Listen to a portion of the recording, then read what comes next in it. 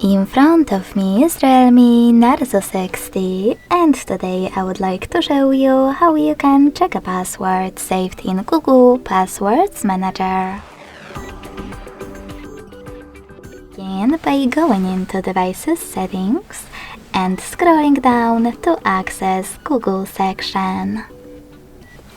Now tap on Autofill, Autofill with Google, and Google Password Manager.